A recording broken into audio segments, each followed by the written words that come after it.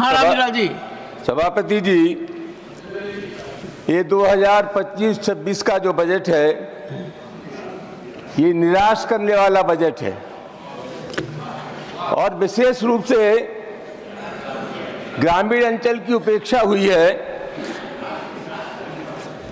मनरेगा एकमात्र योजना थी जो ग्रामीण अंचल के श्रमिकों को काम देती थी। सभापति महोदय, 2021-22 में मनरेगा का बजट 98,000 करोड़ रुपए था, जो इस बार घटा करके 2025-26 में 86,000 करोड़ रुपए कर दिया गया। सभापति महोदय, सबसे अहम सवाल है कि पिछली बार भी जो मजदूरों ने पिछले वर्ष में काम किया था वो 9,754 करोड़ रुपए पिछले वर्ष के भी मनरेगा के श्रमिकों का वेतन बाकी रह गया है।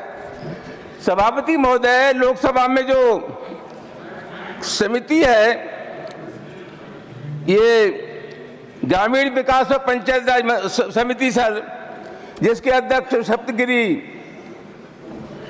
शंकर उलाका है, उन्होंने उस कमेटी ने सर रिकमेंड किया है, जिसको अभी लोकसभा अध्यक्ष जी ने कहा कि ये तो मिनी संसद है, और उसने कहा कि इस कमेटी ने रिकमेंड किया, सिफारिश की कि मनरेगा के जो श्रमिकों को वेतन मिलता है उसकी समीक्षा होनी चाहिए और महंगाई को आधार मान करके उनके वेतन का आधार होना चाहिए। सभापति महोदय, ये सरकार 5 किलो अनाज तो लोगों को दे रही है, लेकिन रोजगार देने के लिए तैयार नहीं है। और मैं आपके मार्फत निवेदन करना चाहूंगा कि 2022 और 24 के बीच में 1,55,00,000 श्रमिकों के नाम काट दिए गए हैं। इनके नाम काटने से पहले ये समीक्षा होनी चाहिए थी महोदय कि इनके नाम न काटने पड़े और श्रमिकों को बराबर रोजगार मिलता रहे। सरकार ने संसद के एक जवाब में खुद स्वीकार किया है कि पिछले 10 वर्षों में 50,000 सूक्ष्म, लघु और मध्यम उद्योग बंद हुए हैं और 3,17,641 लोगों की नौकरियां खत्म हुई हैं।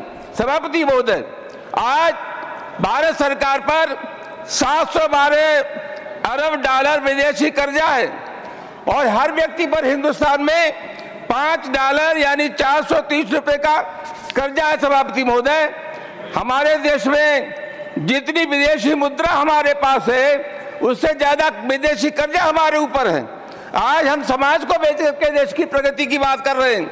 बजट का 20% भाग तो जो विदेशी कर्जा है सभापति महोदय उसके ब्याज में ही चला जाता है। अभी देश में 42% लोग कृषि पर निर्भर करते हैं और ये 18.2 लोगों को रोजगार देने वाला क्षेत्र है। कृषि का योगदान 18.2% है। सभापति महोदय, कृषि का जो बजट है वो खाली 4.1% है। कृषि के संरक्षण और संवर्धन का जो काम हमारे देश में होना चाहिए था नहीं हुआ। 2021-24 के जो आंकड़े सभापति महोदय वो 127 देशों में से भूख के सवाल पर हम 105वें स्थान पर हैं। मैं निश्चित रूप से ये कहना चाहूंगा सभापति महोदय, 1% लोगों के हमारे देश के पास 44% दौलत है। ये जो आर्थिक असंतुलन है सभापति महोदय, ये हिंसा को जन्म देता है और ये समानता दूर होनी चाहिए। मैं आपके मार्फत निवेदन करना चाहूंगा कि ये किसान विरोधी बजट है, नौजवानों के खिलाफ बजट है, ग्रामीण अंचल के खिलाफ बजट है। कुल मिलाकर के आम जनता का इस बजट से कोई लेना देना नहीं है। बहुत बहुत धन्यवाद। Thank you Ramjilal ji.